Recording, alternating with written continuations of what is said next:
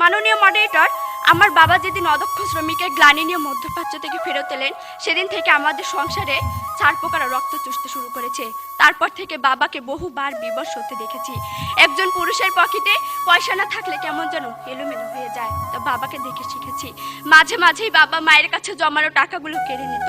মাকে খুশি করার জন্য বলতো, তোমার টাকা আমার টাকা, আমার টাকা আমার টাকা। আমি পরীক্ষার ফি দিতে পারিনি বলে বহুবার কমন রুমের জানালায় চোখ রেখে কেঁদেছি। ভালো একটি পোশাকের জন্য পড়া ভুলে না খেয়ে থেকেছি বহুবার। বন্ধুদের টিফিন দেখে জিভে জল আসতো, বলতে পারিনি। অথচ মাননীয় মডারেটর, আমার বাবা যদি কোনো প্রতিষ্ঠান থেকে শিক্ষিত হয়ে দক্ষতা অর্জন করতেন, তাহলে আমার স্বপ্নগুলো হয়তো মধ্যাকর্ষণ শক্তিতে ঝুলে থাকার মতো পেন্ডুলাম হয়ে দোল খেত না বারবার। মাননীয় মডারেটর, 1971 7 কোটি বাঙালির কণ্ঠে সেদিন ধ্বনিত হয়েছিল, মোরা একটি ফুলকে বাঁচাবো বলে যুদ্ধ করি, মোরা একটি মুখের হাসির জন্য অস্ত্র ধরি। 40 বছর কেটে গেল, এখন 2015।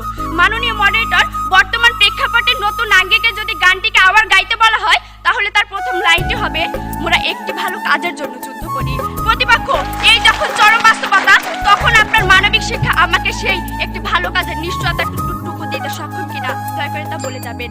মাননীয় মডারেটর, সবশেষে ব্যবহারিক শিক্ষা ও মানবিক শিক্ষাকে তুলনা করতে এই বিতর্ক মঞ্চকে সাক্ষী হিসেবে রাখছি। মানবিকতার জায়গায় দাঁড়িয়ে ব্র্যাকের কল্যাণে আমরা বিভিন্ন সামাজিক সমস্যা নিয়ে বিতর্ক করছি, কিন্তু এটিএন বাংলার স্টুডিও, এই ক্যামেরা, এই প্রযুক্তি যদি আমাদের পাশে এসে না দাঁড়াতো, তাহলে আমাদের যুক্তি, আমাদের তর্ক এদেশের লাখো কোটি মানুষের হৃদয়ে পৌঁছে দেওয়া সম্ভব হতো না। প্রতিপক্ষ, প্রযুক্তি তো ব্যবহারিক শিক্ষারই একটি অংশ। এই সত্য উপলব্ধি করার পরও কি ব্যবহারিক শিক্ষার প্রয়োজনীয়তাকে অস্বীকার করবেন? প্রশ্ন রইল।